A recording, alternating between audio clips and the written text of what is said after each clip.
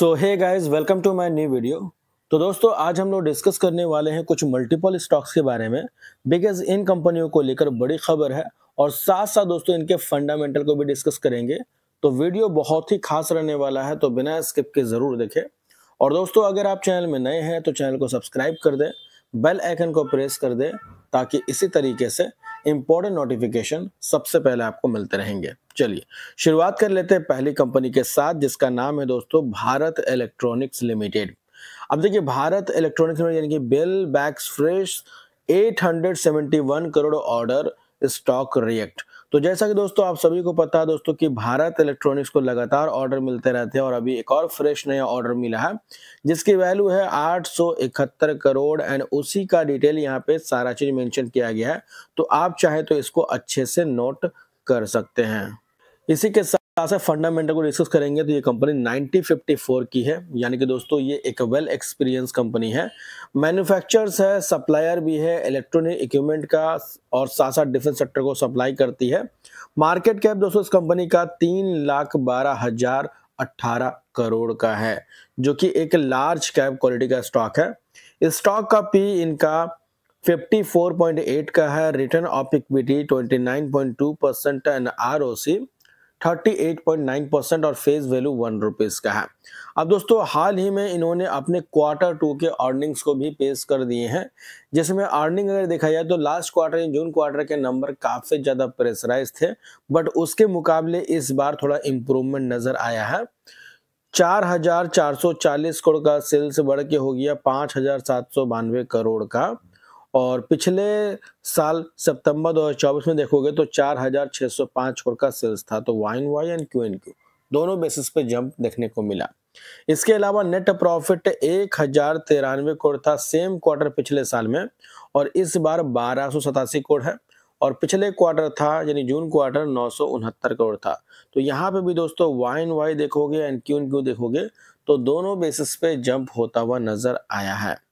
इसी के साथ साथ बैलेंस शीट में भी चेंजिंग हुई है, जिसमें 19,200 करोड़ का रिजर्व बढ़ के हो गया 20,836 करोड़, और टोटल एसेट्स भी 40,800 करोड़ से बढ़ के हो गया 42,900 करोड़। तो यहाँ पे भी इम्प्रूवमेंट देखने को मिला है। हालांकि भारत इलेक्ट्रॉनिक्स को लेकर के आपका क्या नजरिया है और नंबर्स कैसे लगे आपको, कमेंट करके जरूर बताएं। इसके बाद दोस्तों बात करेंगे टाटा पावर लिमिटेड कंपनी के बारे में। आप देखिए, टाटा पावर को लेकर मल्टीपल्स न्यूज है, जैसा कि आप नोट कर सकते हो। और इसी के साथ साथ दोस्तों HSBC जो है, इन्होंने इस कंपनी का टारगेट को राइज कर दिया है। तो एक तरह से टाटा पावर को लेकर के बाजार के अंदर पॉजिटिविटी नजर आ रही है, यानी एक्सपर्ट्स बुलिश नजर आ रहे हैं। लेकिन किसी की भी बुलिश रहने से आपको अपना डिसीजन चेंज नहीं करना है। अपना डिसीजन आपको खुद से लेना है और अपने फाइनेंशियल एडवाइजर के सलाह से लेना है, राइट। किसी के कहने से बाय और सेल नहीं करना चाहिए। अब देखिए, टाटा पावर का बिजनेस को समझते हैं। टाटा पावर दोस्तों एक पावर जनरेशन करती है, ट्रांसमिशन में काम करती है और डिस्ट्रीब्यूशन ऑफ इलेक्ट्रिसिटी में है कामकाज करती है। और साथ साथ दोस्तों ये कंपनी रिन्यूएबल एनर्जी सोर्सेस पे भी अपने बिजनेस को लगातार एक्सपेंड कर रही है।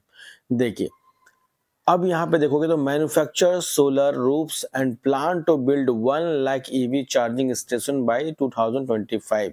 यानी दोस्तों कंपनी का टारगेट इसी साल 2025 तक 1 lakh EV charging station install करने का है, जिसमें लगभग ऑलरेडी ये कंप्लीट कर चुकी है, जो कि काफी बड़ी बात नजर आती है।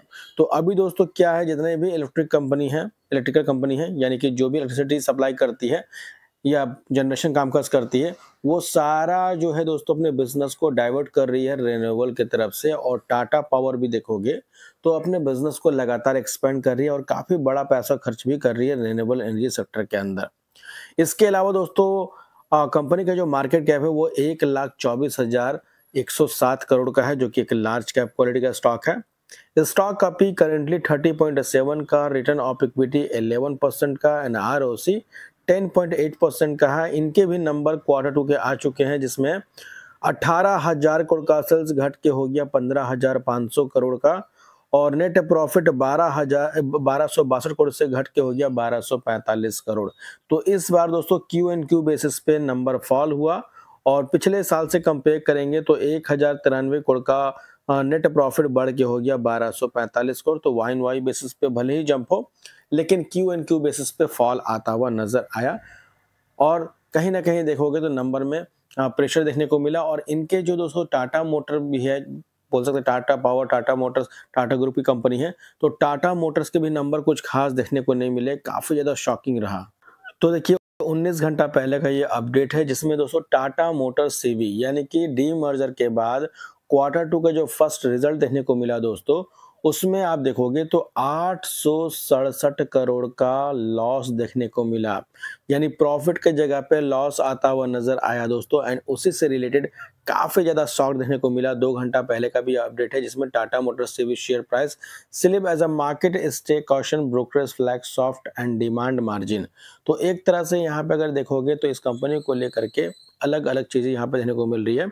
Tata Motor CV share slip as a brokerage flag soft demand and market share losses review market sell before investing. तो एक तरह दोस्तों इनका मार्केट शेयर भी अब धीरे धीरे डाउन होता हुआ नजर आ रहा, क्योंकि पहले ईवी के अंदर यही कंपनी कामकाज करी टाटा मोटर, लेकिन अब ईवी के अंदर सारी कंपनियां इन्वॉल्व हो रही, तो ऐसे में तो मार्केट इनका जाएगा ही जाएगा। तो वही चीज हमें देखने को मिल रहा। और किसी भी कंपनी का अगर उसको नंबर अगर गिरते हैं तो ये कहीं ना कहीं अच्छी बात तो नहीं होती है। तो फिलहाल टाटा मोटर्स के लिए अच्छी खबरें तो देखने को नहीं मिल रही है।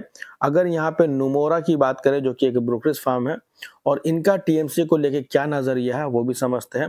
देखिए, the brokerage set CV business delivered revenue 18,000 crore in the September quarter, rising from 17,277 crore. EBITDA margin stood 12.2% up from 10.7%. It added free cash flow for the quarter 2,211 crore, taking first half FCF to 417 crore.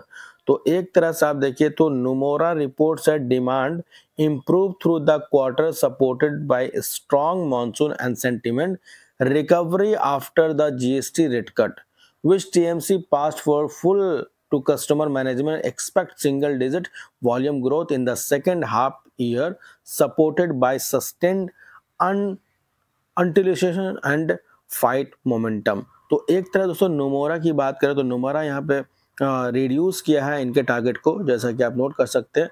तो कहने का मतलब जब number अच्छे नहीं आएंगे तो इस तरह की चीजें तो हमें देखने को मिल ही जाती है। हालांकि टाटा मोटर्स को लेके आप क्या सोचते हैं, कमेंट करके जरूर बताएं। इसके बाद दोस्तों बात करेंगे नेक्स्ट स्टॉक के बारे में, जिसका नाम है ऑटो राइडर्स इंटरनेशनल लिमिटेड, जिन्होंने बोनस अनाउंस किया दोस्तों, जिसका रेशियो है 5:1 का। यानी एक के बदले में आपको 5 शेयर मिलेंगे बोनस के रूप में, जिसका रिकॉर्ड डेट मेंशन कर दिया गया है, जो कि 18 नवंबर 2025 है। तो अगर आप इस कंपनी के शेयर होल्डर है तो 18 नवंबर आपके लिए काफ़ी ज़्यादा इंपॉर्टेंट डेट है। और अगर आप इस कंपनी के शेयर होल्डर नहीं है तो आप इसको इग्नोर करके भी चल सकते हैं। तो होप करता हूँ गाइज इन्फॉर्मेशन आपको अच्छी लगी हो। अगर अच्छी लगी तो लाइक ज़रूर करना, और कल के अपडेट के लिए चैनल को सब्सक्राइब जरूर कर लेना, ताकि इसी तरीके से इंपॉर्टेंट नोटिफिकेशन सबसे पहले आपको मिलते रहेंगे। तो मिलते हैं नेक्स्ट वीडियो में, तब तक के लिए बाय बाय।